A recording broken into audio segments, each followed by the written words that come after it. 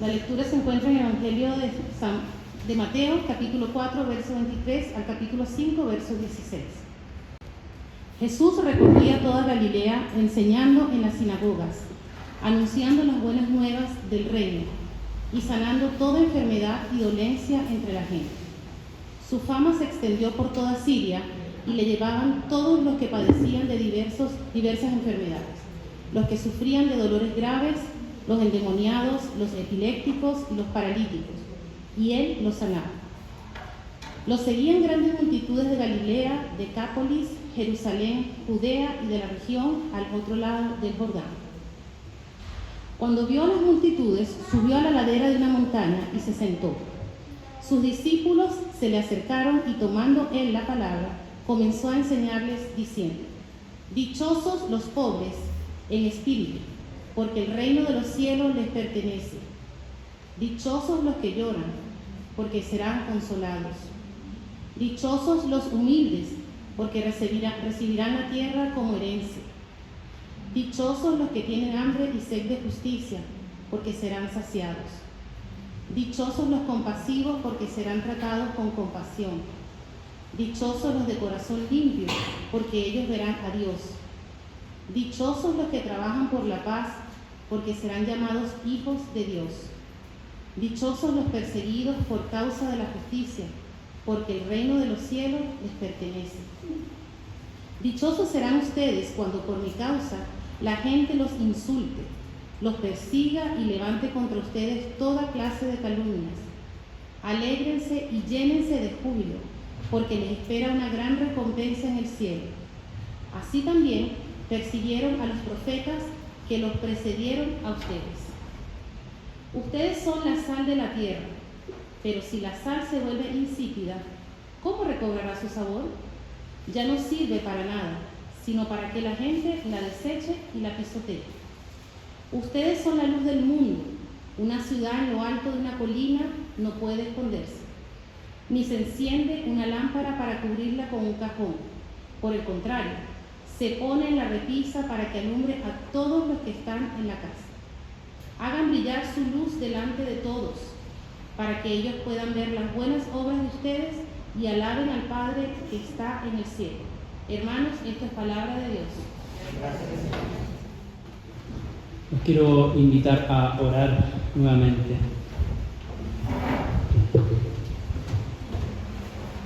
Señor, dirígenos en este momento. Pido que seas tú el que nos habla por medio de tu palabra.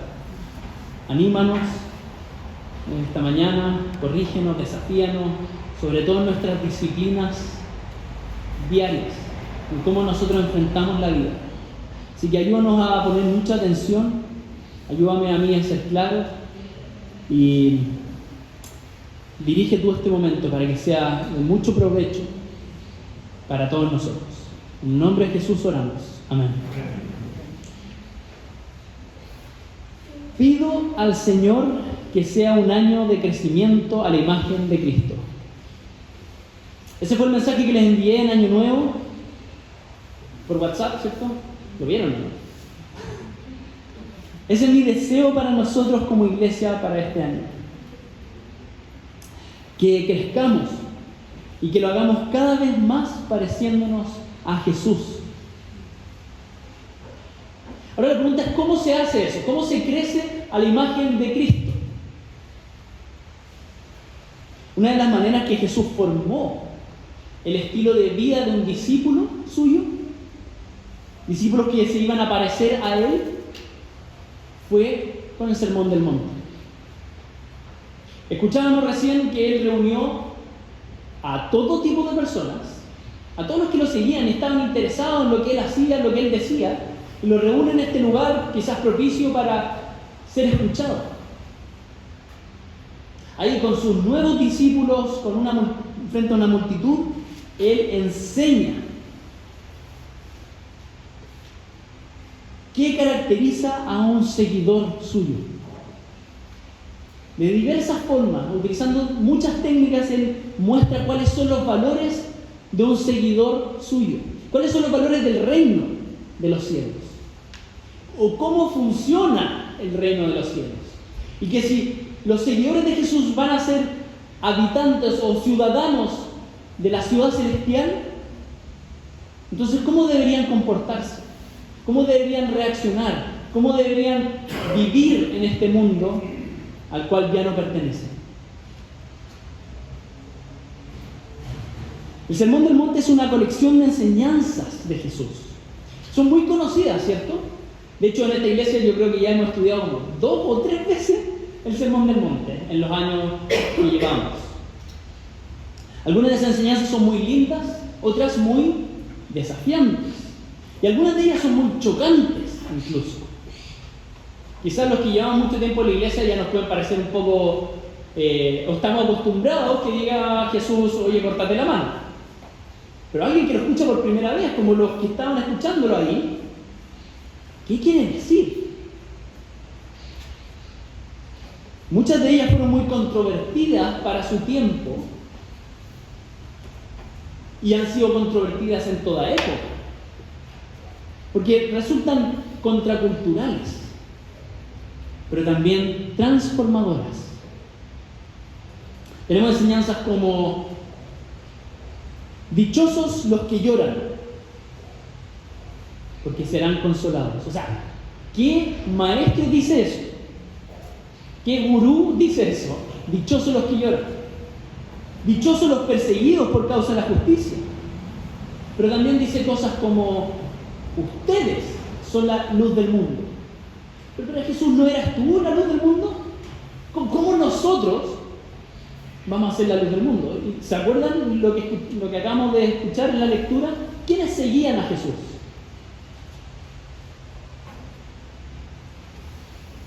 Personas que padecían diversas enfermedades, que sufrían dolores graves, los endemoniados, epilépticos, pobres, etc. ¿Cómo nosotros vamos a ser la luz del mundo? Entonces es raro que Jesús diga eso. Pero también dice cosas como: el que maldiga a su hermano quedará sujeto al juicio del infierno. El que mata, eso es muy malo, no lo hagan. El que se enoja, también.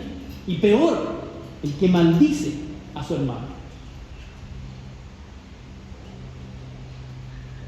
Si tu mano derecha te hace pecar, córtala.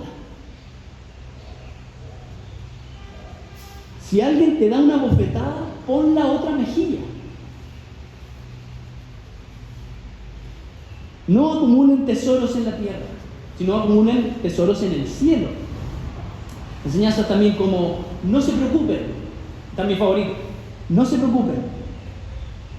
Su Padre Celestial les dará todo lo que necesiten. Esa sí nos gusta más, ¿cierto? O: saca primero la viga de tu propio ojo, entonces verás con claridad para sacar la astilla del ojo de tu hermano. Eso en el contexto de no juzguen, o mejor dicho, no condenen a otros. Si quieres hacer juicio de lo que está bien o está mal, no te preocupes primero por el otro. Preocúpate primero por ti, para que después puedas ayudar al otro. Esas son enseñanzas que aparecen en el Sermón del Monte, que van forjando la identidad del seguidor de Cristo. Termina diciendo: no hagas tu casa en la arena, sino construíla sobre la roca. ¿Y qué es construirla sobre la roca? El que escucha las palabras de Jesús y las pone en práctica. Eso es construir en la roca. Entonces, toda esta enseñanza, si las entendemos en su contexto y las aplicamos correctamente, pueden transformar a las personas. Pueden transformar el mundo. Es por eso que Jesús predica este sermón. Yo creo que el mejor sermón de la historia de la humanidad. Porque Él cree que puede transformar el mundo con una obra que parte de Él y se continúa a través de sus discípulos. Y estudiamos todo el año pasado Hechos viendo cómo eso ocurría. ¿Se acuerdan? Pero estas enseñanzas estaban dirigidas a sus discípulos y a la multitud que había comenzado a seguirle. Y como habíamos visto, no son personas precisamente de la élite, sino enfermos, endemoniados, pobres, pobres, rechazados, oprimidos, débiles, de todo tipo. A esta clase de personas Jesús les anunció las buenas noticias, afirmando que ellos, los débiles y marginados, son los dichosos, son los bienaventurados, a quienes pertenece el reino de los cielos. Porque ellos, déjenme refrasearlo, porque nosotros, los desdichados de este mundo, necesitamos a Dios, o reconocemos que necesitamos a Dios, o que aunque tengamos todas las riquezas de este mundo, decimos, poco me vale. Lo que en verdad necesito no es la plata, no es el poder, no es el respeto, no es el honor, lo que necesito es a Dios. Los que reconocen que necesitan a Dios, a ellos les pertenece el reino de los cielos. Porque Dios se glorifica en la debilidad de nosotros. Entonces Jesús les dice que su reinado se expandiría a través de ellos, si es que le seguían, si es que vivían bajo sus enseñanzas, y si con las correctas motivaciones buscaban el bien de otros, anhelando la justicia, siendo compasivos y trabajando por la paz. Jesús le está diciendo, podemos transformar el mundo, podemos hacer que el cielo venga a la tierra, si es que siguen mis enseñanzas.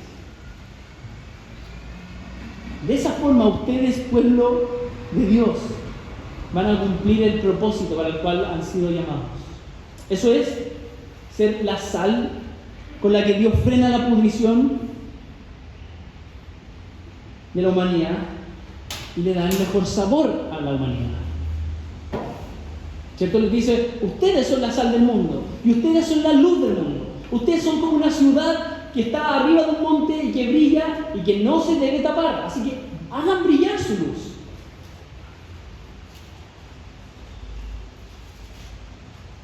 De esa forma Dios va a ser glorificado, Dios va a ser santificado. Entonces, para que un grupo de necesitados, débiles, pudiera cambiar el mundo, deberían vivir siguiendo las enseñanzas de Jesús, siguiendo su entendimiento de las Escrituras, su aplicación de la sabiduría de Dios, su estilo de vida. Dejar de lado las enseñanzas, las otras interpretaciones que estaban rondando en el tiempo. Y decir, la verdadera aplicación, el verdadero entendimiento de la palabra de Dios es como Jesús lo entiende. Y eso es lo que nosotros tratamos de hacer. Tratando de imitar sus disciplinas, su manera de relacionarse con otros, su manera de entender y de resolver el problema del pecado humano. Si seguimos todas esas cosas, podemos ser la ciudad en lo alto, que ilumina a otros, que lleva la presencia de Dios a todas las naciones.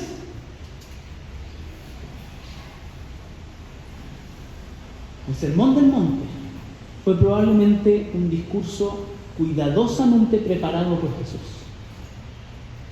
De hecho, esta serie The Chosen, Los Elegidos, muy buena, la recomiendo, muestra como a Jesús, como leyendo entre líneas, muestra a Jesús preparando largamente su sermón. Y me pareció súper bueno porque todas las personas que yo conozco y que admiro sus sermones, preparan los sermones. ¿Por qué Jesús no lo podría haber hecho? Estamos especulando, ¿cierto? Pero la manera en que encontramos el sermón, decimos, este es un gran maestro, ocupando todas las técnicas disponibles para transmitir su enseñanza. Pero también Mateo, el autor del Evangelio, lo organizó cuidadosamente. Estamos hablando de personas que crecieron empapadas de la Biblia hebrea, habituados a sus enseñanzas, a sus metáforas, a sus historias y a las refinadas técnicas literarias de los autores de nuestro Antiguo Testamento. Entonces utilizan muchas de esas técnicas, no solamente porque es su historia, sino porque su cultura habla de esa forma. Habla con estas imágenes, con estas hipérboles. Ordena los discursos de esta forma. Miren, la estructura del Sermón del Monte tiene 3 grandes secciones. Si lo alcanzan a ver. Escucha, lo que quería que más se destacara, menos se ve con estos colores. Pero miren. Miren. Primera sección, segunda sección, tercera sección. ¿Ok? Pero la sección del medio también está dividida en 3. Ahí supone que hay 3 colores al medio. Y la del centro tiene una parte muy destacada. Así funciona muchas veces los discursos hebreos, que lo que está en el centro, esa es la carne. De hecho, por eso traté de escoger esos colores. ¿Ven la hamburguesa que yo veo? No es que yo tenga hambre, pero ¿qué es lo que define una hamburguesa? ¿O qué es lo que la hace diferente a un hot dog? La hamburguesa, o sea, lo que está en el centro. Entonces, de la misma forma, esta estructura dice, todo es importante, todo es rico, pero todo de alguna forma apunta a lo que está en el centro. ¿Y qué es lo que está en el centro? Verdadera oración. En el centro del Sermón del Monte está lo que es la verdadera oración. Parte hablando de cuál es el verdadero reino. Estos son títulos que yo pongo, no es palabra de Dios los títulos, pero a mí me ayudan. Parte hablando de cuál es el verdadero reino de Dios. Después habla de cuál es la verdadera justicia, cuál es el verdadero problema, cuál es la verdadera rectitud. Resolviendo algunos de los conflictos de interpretación de la palabra de Dios y de cómo la estaban llevando a la práctica. Después habla de la verdadera misericordia, de cómo se vive la verdadera religión, el ayudar a otros, cómo orar, cómo mostrar devoción a Dios. Y después continúa hablando de cuál es la verdadera riqueza. ¿Es la riqueza de este mundo? ¿Dónde tenemos que buscar la riqueza? En los cielos, dice. ¿Cómo debemos relacionarnos con otros? ¿Cómo debemos mirar a los demás? ¿Los miramos para abajo? No. Debemos tratar a los demás como iguales, creados de la misma forma por Dios. Y habla de la verdadera justicia. Para terminar diciendo, hay que tomar una decisión. La verdadera obediencia es obedecer a las palabras de Jesús. Y eso es lo que vamos a estar escuchando. Vamos durante el verano a poner mucha atención a lo que es la verdadera oración. Los siguientes sermones vamos a poner atención ahí, a la carne, a la hamburguesa. Verdadera oración, con sermones como estos, con estos títulos. Oren sin fingir. Oren a nuestro Padre. Oren por su reputación. Oren por su provisión, por su perdón. Y oren ante las pruebas. Yo me había planificado para que los sermones fuesen mucho más cortos. Creo que ya me pasé de mi tiempo ideal, pero sigamos. El hecho de que la oración esté en el centro, entonces, es como si estuviera diciendo, con ustedes, mis discípulos, podemos cambiar el mundo. Tienen que hacerme caso, pero lo que más necesitan es a mi Padre. Tienen que orar.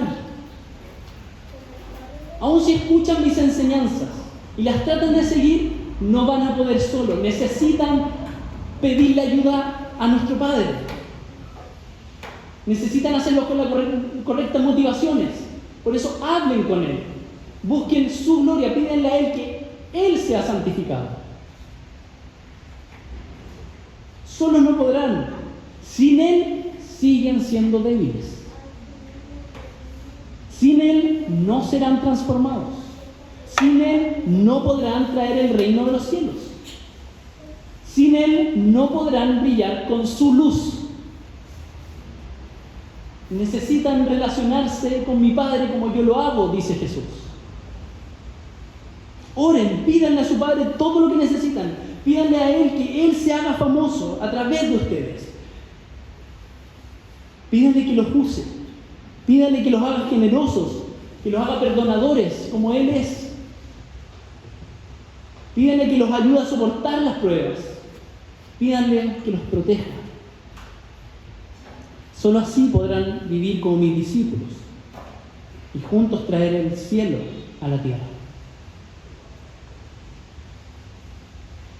Si nuestro deseo este año es crecer a la imagen de Cristo, tenemos que tomar una decisión. ¿Vamos a construir sobre la roca obedeciendo sus enseñanzas? ¿O nos vamos a atener a las consecuencias y que nuestra vida sea arrastrada como por un diluvio? Ahora sabemos, tanto por experiencia como por lo que recién veíamos en toda esta sección, que seguir las enseñanzas de Jesús no es fácil. Nuestro pecado nos hace difícil. Su yugo es ligero, pero nuestro pecado, las piedras en el camino, hacen difícil el camino. Su estándar es alto. Los valores que Jesús enseña en este sermón son muy contrarios a nuestra naturaleza pecaminosa y a los valores de este mundo. Es difícil nadar contra la corriente. Por eso es importantísimo entender que orar es central. Y me estoy predicando a mí mismo. Y para orar hay que hacerlo como Jesús enseñó. Por eso quiero invitarlos a que oremos juntos esta oración, con la que Jesús enseñó a sus discípulos, a sus seguidores ahora. Digamos: Padre nuestro que estás en el cielo, santificado sea tu nombre. Venga tu reino, hágase tu voluntad en la tierra como en el cielo. Danos hoy nuestro pan cotidiano, y perdónanos nuestras deudas, como también nosotros perdonamos a nuestros deudores. Y no nos dejes caer en tentación, sino que líbranos del maligno. Nosotros podemos orar de esta forma, a medida que seguimos incluso el Sermón del Monte. Por ejemplo, capítulo 5, verso 3. Y toda esa sección dice: dichosos los pobres en espíritu. Y puedo entonces ocupar el Padre Nuestro, el modelo del Padre Nuestro, y decir: Señor, ayúdame a sentirme dichoso. O cuando dice: dichosos los que tienen hambre y sed de justicia, puedo decir: pon eso en mí, Dios. Padre, pon eso en mí. Glorifícate, haciéndonos vivir así. Lo vamos a escuchar más adelante, pero orar, Padre nuestro, santificado sea tu nombre, no es haz tu magia y nosotros seguimos viviendo igual. Santifícate, haz que tu nombre sea glorificado y sea destacado como algo diferente, perfecto, puro, a través de nosotros, tus hijos. Santificado sea tu nombre con nuestras vidas, con quienes tenemos hambre y sed de justicia, con los que trabajan por la paz,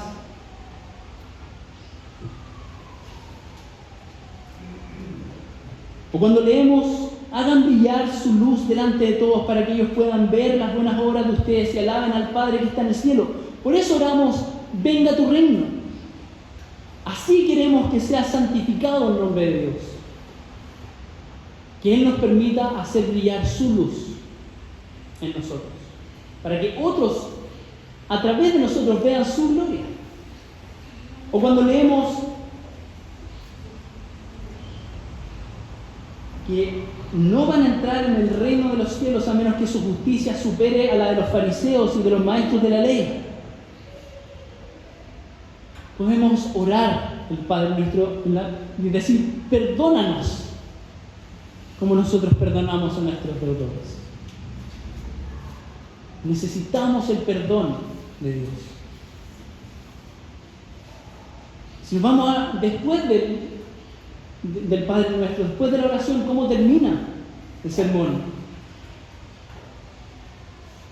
Cuando enfrentamos la tentación, en las pruebas, cuando en cualquier situación tenemos dos opciones: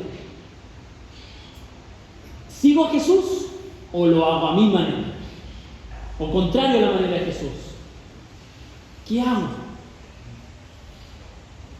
¿Voy a menospreciar al otro? ¿O voy a considerar al otro como un igual? ¿Qué hago? Señor, líbrame de la tentación de hacerlo a mi manera. Protégeme del maligno. Quiero hacerlo a tu manera.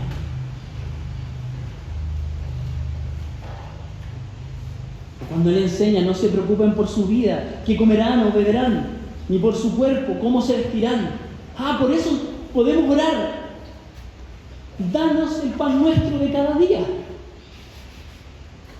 ¿Por qué oramos de esa forma? Porque Él nos enseñó a vivir pensando y sabiendo que Él provee el pan diario y todo lo que necesitamos.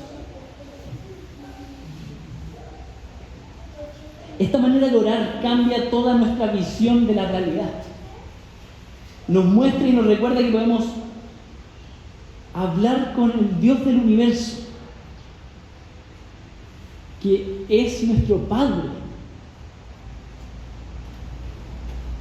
Podemos conversar con Él, podemos presentarle nuestras necesidades, nuestras preocupaciones, podemos buscar su ayuda y podemos manifestar nuestro deseo de querer que Él sea famoso.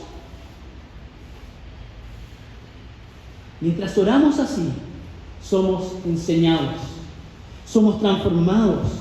Nuestros pensamientos, nuestros sentimientos, nuestros deseos son realineados hacia los dueños, hacia el dueño y director de la creación. Si oramos así, reconociendo que lo necesitamos para todo y que queremos poner nuestra confianza en Él, en cada momento y en cada momento de nuestra vida, vamos a poder vivir como sus discípulos. Por eso quiero hacer un llamado simple, pero no por eso menos importante. Volvamos a orar. Si el verano nos da algo de tiempo extra, yo no estoy asumiendo que todos tienen vacaciones, pero tengo la sensación de que todos tenemos un poquitito más de tiempo, al menos el día más largo, o sea, las horas de luz. Ocupemos ese tiempo extra o ese cambio de calendario para reactivar nuestra vida de oración, para reaprender a orar o para aprender a hablar con Dios si nunca lo hemos hecho.